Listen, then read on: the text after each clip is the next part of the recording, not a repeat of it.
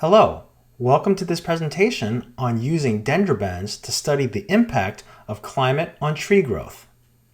This is research being conducted at the Smithsonian Conservation Biology Institute ForestGEO site. ForestGEO, or the Forest Global Earth Observatory, is a global network of scientists and forest research sites dedicated to advancing long-term study of the world's forests. There are 71 sites spread out over 27 countries, including 6 million trees of over 12,000 species. Of the world's 71 sites, we're going to focus on one particular site, the Smithsonian Conservation Biology Institute, located a little bit west of Washington, D.C. Specifically, this site in Front Royal, Virginia, can be seen right here.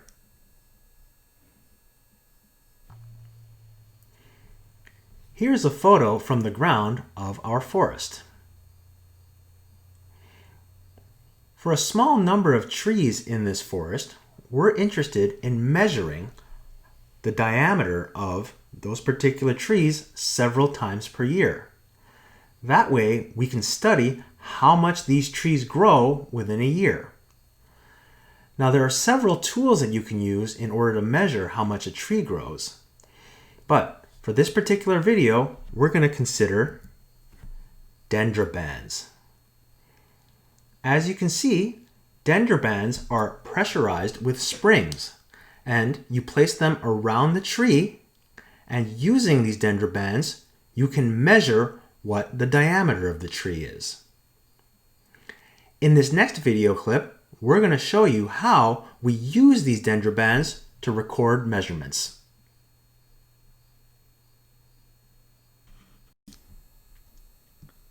So in this clip, Cam uses the dendrometer band meter to measure the circumference of the tree.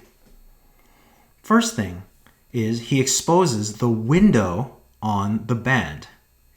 He then takes the teeth of the meter and makes sure that they fit snugly in the corner of the window. The measurement is then output on the meter we can see on the right. So this is looking like it's about 86, but this device is highly sensitive. So it's important to really get that right. Carefully places the left tooth. The right tooth gets the measurement. It's looking like about 86.18. Let's now focus our attention on 3 species of trees found at the SCBI site. First, a white oak. Next, a tulip poplar. And last, a red oak. We're going to take the dendroband measurements that Cam recorded and load them into statistical software called R.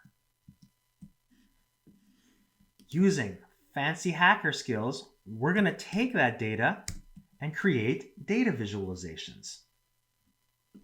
For example, this is a time series plot of the growth of trees.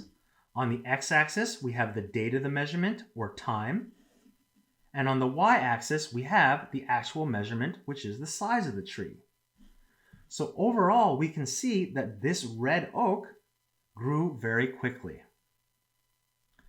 But remember, folks, we're not just interested in the growth of trees, we're interested in the impact that climate has on the growth of trees. So to do this, we need to load temperature data.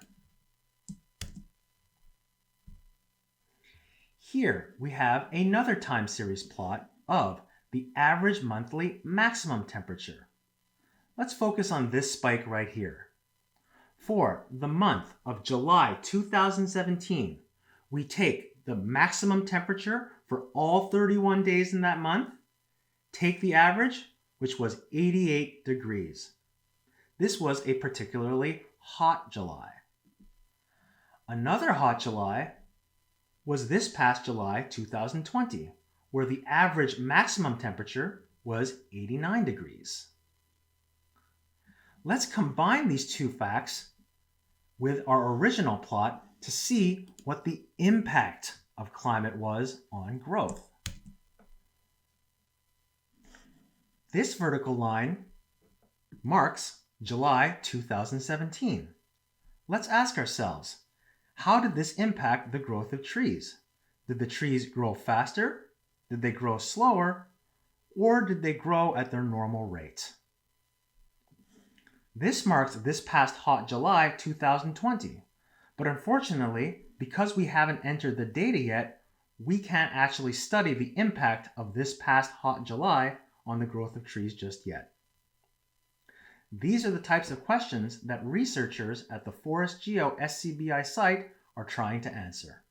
Thank you.